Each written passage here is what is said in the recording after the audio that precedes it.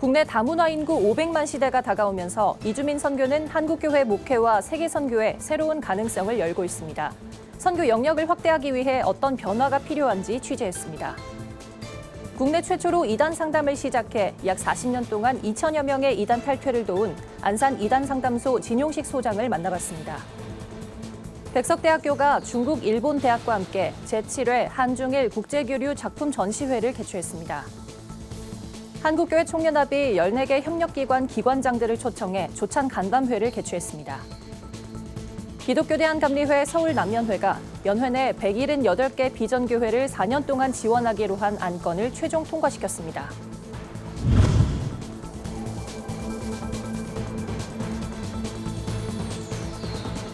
여러분 안녕하십니까? 구티비 뉴스입니다. 국가 간 이주 현상은 전 세계 공통 이슈입니다. 한국 역시 이주민 유입이 증가하는 추세인데요. 국내 체류 외국인 수가 250만 명을 넘어 2040년엔 500만 명을 넘을 거란 예측이 나오면서 이주민 선교가 목회나 세계 선교에 새로운 지평을 열 거란 전망도 나옵니다. 한국 선교의 중요 과제와 이슈를 짚어보는 기획보도.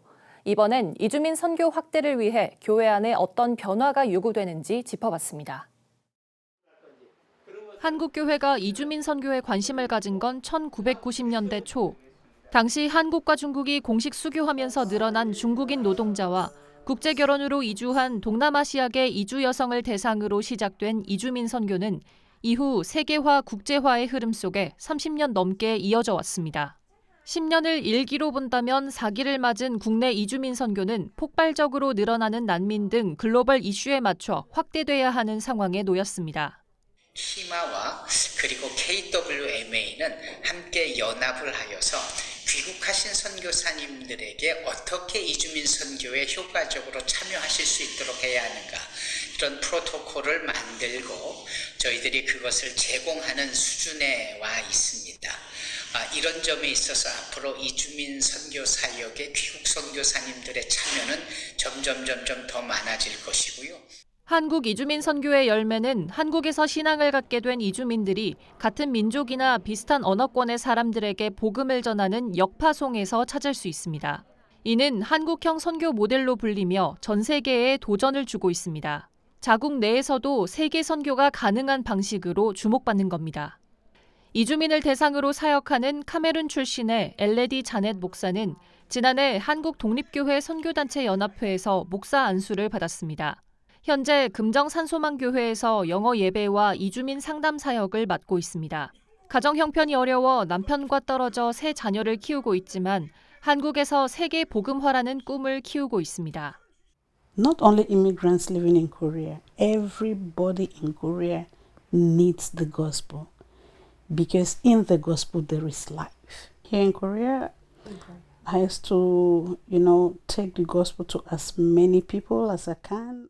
이처럼 이주민 선교의 성과는 생겨나고 있지만 보완해야 할 과제는 많습니다. 이주민 교회나 단체는 물론 선교사에 대한 지원도 턱없이 부족한 데다 협력도 제대로 이루어지지 않고 있는 상황이라고 전문가들은 지적했습니다. 이를 해결하기 위해선 국내 이주민 사역 담당자도 선교사란 인식의 전환이 우선 과제로 꼽혔습니다. 선교사로 갔다 오셔서 하시는 분들 계시고 또 그냥 한국 목회하시면서 하는 분도 계시고 협력하면서 교회 안에서 목욕질 하시는 분도 있고 다양한 형태가 있는데 정체성이에요. 타문화권 이 사람들 대항하면서 선교사적 사역을 감당하는데 이런 분들에 대한 나름대로 신분을 해줄 수 있는 국내에서도 이주민 사역을 새로운 선교 모델로 확대하려는 움직임이 감지되고 있습니다. 이주민 선교사를 파송하고 있는 대한예수교장로회 합동총회를 필두로 통합과 백석, 기독교 대한성결교회도 교단별 기준을 마련하고 있습니다. 키마나 KWMA에서는 지역교회 목회자들이 이주민 선교에 나설 수 있도록 포럼이나 아카데미도 열 예정입니다. 전문가들은 과거 특수 선교로 인식되던 이주민 선교가 지역 목회의 새로운 돌파구는 물론 세계 선교의 영역까지 확대되도록 한국 교회의 관심과 지원이 필요하다고 강조했습니다. 구티비 뉴스 김민주입니다. 구티비 뉴스는 이단 사이비가 언론을 통한 광고는 물론 교묘한 방법으로 활동한다는 내용 연속해서 보도하고 있습니다. 이단 사이비에 빠지는 걸 예방하고 탈퇴자들의 치유를 돕는 게 어느 때보다 중요한 시기입니다. 이에 전국 이단 상담소를 운영하는 목회자들에게 이단 상담의 중요성에 대해 들어보는 시간을 특별 기획으로 마련했습니다. 오늘은 국내 최초로 이단 상담을 시작해 약 40년 동안 2천여 명을 탈퇴시킨 안산 이단 상담소 진용식 소장을 만나봤습니다. 조유현 기자입니다. 안산 상록교회이자 안산 이단 상담소는 국내 최초로 이단 상담이 시작된 곳입니다. 진용식 목사는 정통교회에서 이단 사이비 단체에 빠져 이탈하는 성도들이 급증하는 것을 보며 1980년대부터 그 원인을 연구하기 시작했습니다. 진 목사가 지금까지 이단 상담을 통해 구해낸 인원만 총 2천여 명에 이릅니다. 이 중에서는 회심 후에 목회자가 되어 진 소장과 함께 안산 상록교회에서 이단 대처 사역을 펼치는 이들도 여럿 있습니다. 무시하고 비웃고 이렇게 대했던 사람들인데 나왔다는 사실만으로도 너무너무 기뻐하시고 이 사람들이 믿는 하나님은 잘못한 것에 대해서 다 벌하고 행한 대로 심판하는 하나님은 아니구나. 다시 좀 하나님께 나아갈 수 있는 용기가 생겼고 진용식 목사님은 답을 알고 있었고 구원론에 대해서 배우게 되다 보니까 틀린 줄은 알고 대안을 제시하니까 예수님 안에 이렇게 연찬용할 수 있게 된 거죠. 진 목사는 갈수록 이단에 미혹되는 정통교회 성도들이 많아지는 것을 보면서 이단 대처 사역을 함께할 전문가들이 필요하다는 것을 깨달았습니다.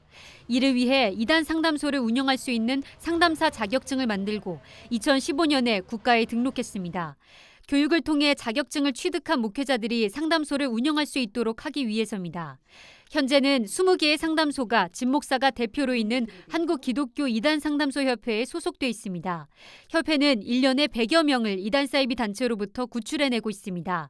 국내외 대부분의 이단 사이비 집단을 연구하는 진 목사는 주로 유튜브에서 포교 활동을 하는 동방번개의 활동이 심상치 않다며 주의를 당부했습니다. 내부 정탐꾼이라는 그 조직이 교회 안에 사람을 침투를 시켜가지고 교회에서 안에서 활동을 하게 하고 교인들을 빼내는 작업을 하고 있는데 중국에서는 한 200만까지 성장을 했고요. 우리 한국에서도 지금 아주 많이 미혹이 되고 있는 상황입니다. 진 목사는 각종 이단 사이비 단체의 교도수가 날로 늘어나고 있는 사태를 간과해서는 안 된다고 강조합니다. 이대로 가면 정통교회가 이단에 잠식될 위기에 처할 것이라고 지적했습니다. 이 상태로 계속 가면 이단의 숫자가 정통교인들의 숫자보다 많아집니다. 이 문제에 대해서 하나가 돼가지고 이걸 대처를 하지 않으면 한국교회는 큰 어려움을 닥칠 겁니다. 대처를 하는 방법 중에 가장 중요한 방법은 이단 상담을 통해서 그 영혼들을 돌아오게 하는. 진용식 목사는 탈퇴자들의 회복을 돕는 일을 계속해 나갈 것이라고 밝혔습니다. 뿐만 아니라 이단 사이비 단체들의 정체를 폭로하는 책자 출간도 이어나갈 계획입니다. 국내외로 활동하고 있는 200여 개의 이단 사이비 단체에는 자칭 재림주가 40여 명이며 이에 미혹된 교도들은 200만 명입니다. 이단 사이비에 빠진 이들을 회복하고 치유하는 사역이 어느 때보다 중요해지고 있습니다. 구티비 뉴스 조유현입니다. 기독교 정신으로 설립된 백석대학교가 글로벌 인재를 육성하기 위해 중국 일본대학과 함께 제7회 국제교류 작품 전시회를 개최했습니다. 백석대 디자인 영상학부가 주최하고 3개국 재학생과 교수들이 참가한 이번 전시회는 디자인 작품 전시와 워크숍, 특강 등 다채로운 행사들이 마련돼 관람자들의 기대를 높이고 있습니다. 정성광 기자의 보도입니다. 기독교 정신을 바탕으로 글로벌 인재를 육성하는 백석대학교가 16일 중국 자싱대학교와 일본 토우아대학교를 초청해 제7회 2022 한중일 국제교류 작품 전시회를 개최했습니다. 디자인 영상학부 강화선 학부장은 개회사에서 이번 전시회가 대학 간 교류를 넘어 동북아 평화에도 의미 있는 행사라고 강조했습니다. 강 교수는 전시가 각국의 교육 현장 시스템을 공유하는 네트워크 역할을 하고 있다고 설명했습니다. 학생들이 중국 또는 일본, 한국으로 서로 취업할 수 있는 길도 만들고 디자인 교육을 비교하면서 서로 동아시아 3개국이 발전할 수 있도록 하는 데 목적을 두고 있습니다. 이번 국제교류 작품 전시회는 2016년 시작돼 각국 대학을 오가며 오프라인에서 열렸습니다. 그러다 코로나19가 확산된 지난 2020년부터는 오프라인 전시와 온라인 네트워크 전시도 함께 진행하고 있습니다. 9일간 열리는 전시회는 한중일 각 대학의 학생들이 자신의 작품을 만드는 과정인 캡스톤 디자인 결과물을 공유하고 토론과 디자인 트렌드 특강도 진행됩니다. 이번 전시에 참여한 학생들은 새로운 시각으로 디자인을 창작해 볼 수 있는 것이 가장 좋았다는 반응입니다. 이번에 4학년으로 이렇게 대회에 참가할 수 있게 되어서 너무나 좋은 기회라고 생각하고 현실에서는 볼 수 없는 상상할 수 있는 무언가를 시각적으로 디자인하게 되었습니다. 또 저에게 너무 좋은 기회여서 나중에 이런 기회가 있다면 더 한 번 더 참가하고 싶습니다. 이날 축사를 전한 백석대 장택현 대학 혁신위원장은 그동안의 노력과 열정을 선보인 날이라며 앞으로도 다양한 교류로 소통할 수 있길 기대한다고 전했습니다. 한중일 국제교류 작품 전시회는 오는 24일까지 천안 백석대 조영관 백석갤러리에서 진행합니다. 구TV 뉴스 정성광입니다. 한국교회 총연합이 월드비전과 한국교회 봉사단 등 14개 협력기관 기관장들을 초청해 조찬 간담회를 가졌습니다. 올해 처음 진행된 이날 간담회는 협력기관 간 정보 교류와 한국교회 발전을 위한 소통의 자리로 마련됐습니다. 환영사를 전한 한교총 류용모 대표회장은 한국교회가 세상의 희망임을 다시 한번 증명해야 한다며 한교총도 바른 길을 가기 위해 노력하겠다고 강조했습니다. 기독교 대한감리회 서울남연회가 연회 내 178개 비전교회를 지원하기로 최종 결의했습니다. 서울남연회 실행부위원회는 웨슬리 선교기금 조성 및 지원건을 실행위원 44명 중 출석 37명 전원의 찬성으로 이같이 결의했습니다. 이에 따라 선정된 교회들은 오는 2023년 1월부터 월 70만 원씩 4년 동안 지원받게 됩니다. 서울남연회 김정석 감독은 공적 나눔과 부담을 통한 선한 영향력 확대를 기대한다고 밝혔습니다. 기독교 대한감리회가 효과적인 다음 세대 복음화를 위해 웹드라마를 제작해 방영을 시작했습니다. 웹드라마 신앙의 참견은 코인 투자와 이성 간의 스킨십 등 청년들의 현실적인 고민을 주제로 구성했습니다. 빛과 소금이란 제목으로 지난 16일 공개된 1화는 교회 내 삼각관계란 소재로 이야기에 물꼬를 텄습니다. 영상을 본 이들은 댓글을 통해 다음 화가 기대된다, 교회 청년들에 공유해야겠다는 등의 반응을 보이고 있습니다. 드라마는 총 7편으로 감리회 교육국 유튜브 채널을 통해 매주 한 편씩 공개될 예정입니다.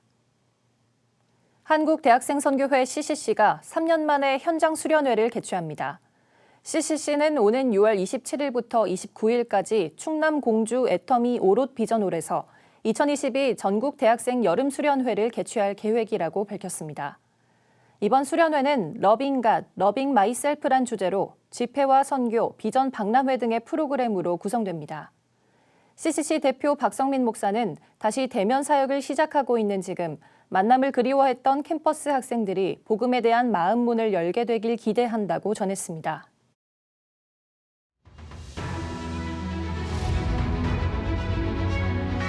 오늘의 이슈 포커스입니다.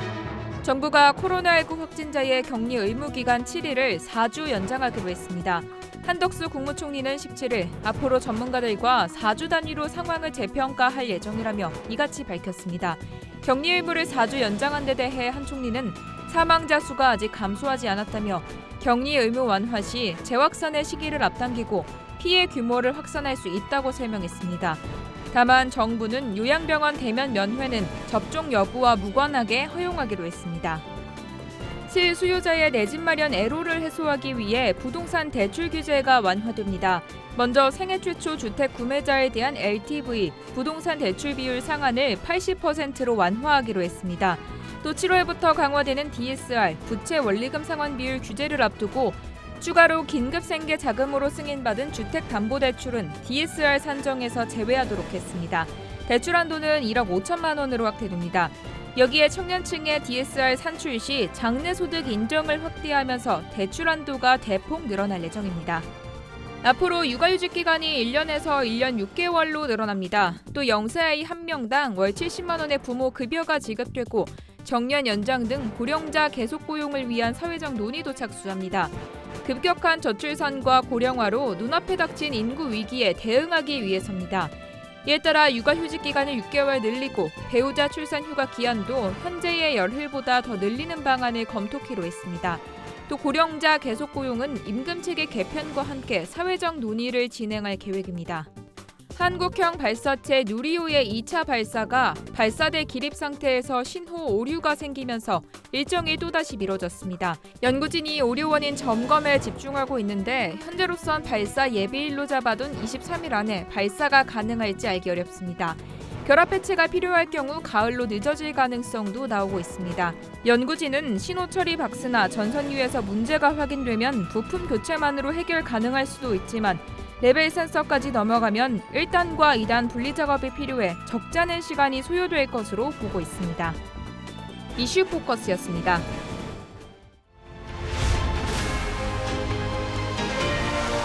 VTV 월드와이드입니다. 프랑스와 독일, 이탈리아, 루마니아 정상들이 키이우를 방문하고 우크라이나의 유럽연합 EU 가입 후보국 지위를 지지하기로 했습니다.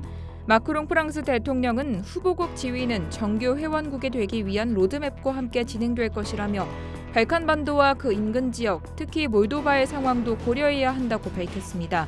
23일과 24일 EU 정상회의에서 27개 회원국의 지지를 받아야 후보국이 되는데 회원국이 되기까지는 수개월에서 수년의 협상 과정이 걸릴 수 있다는 이야기가 나오고 있습니다.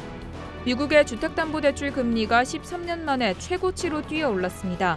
월스트리트저널은 현지 시간 16일 주택담보대출 업체인 프레디 맥을 인용해 미국 30년 만기 모기지 고정금리가 5.78%를 기록해 지난 2008년 11월 이후 최고치를 기록했다고 보도했습니다. 연준이 물가 상승에 대처하기 위해 6월 자이언트 스텝에 나선 것이 미국 국채 및 모기지 금리 급등의 배경으로 분석됩니다. 전 세계 곳곳에서 이상고온으로 인한 동물들의 떼죽음이 이어지고 있습니다. 외신에 따르면 지난 5월께부터 작은 파란 펭귄이라고 불리는 쇠푸른 펭귄이 남반구 뉴질랜드에서 떼로 죽은 채 발견되기 시작했습니다. 지금까지 사체만 수백 구에 이릅니다. 라니냐 영향으로 수온이 상승해 크릴이나 멸치, 정어리 같은 먹이를 찾기 힘들어진 것이 이유로 보입니다. 북반구에서는 작은 새들이 폭염에 몸살을 앓고 있습니다. 최근 한낮 수온주가 42도까지 치솟은 스페인 남부 세비야와 코르도바에서는 수백 마리의 새끼 칼새가 도심 길바닥에서 죽은 채 발견됐습니다. 러시아가 유럽에 대한 천연가스 공급을 대폭 축소하면서 최악의 경우 가장 추운 내년 1월 한겨울에 유럽의 천연가스 재고가 바닥날 수 있다는 우려가 제기되고 있습니다. 러시아 국영가스 기업 가스프롬은 최근 이틀간 독일, 이탈리아, 프랑스, 오스트리아, 체코에 대한 천연가스 공급량을 대폭 감축했습니다. 전쟁이 장기화하는 상황에서 우크라이나에 무기를 지원하는 유럽에 맞서 러시아가 에너지를 무기로 삼아 대대적인 반격에 나선 겁니다. 이에 대해 로베르트 하벡 독일 부총리 겸 경제, 기후보호부 장관은 지금은 에너지를 절약할 때라고 호소했습니다. 월드와이드였습니다.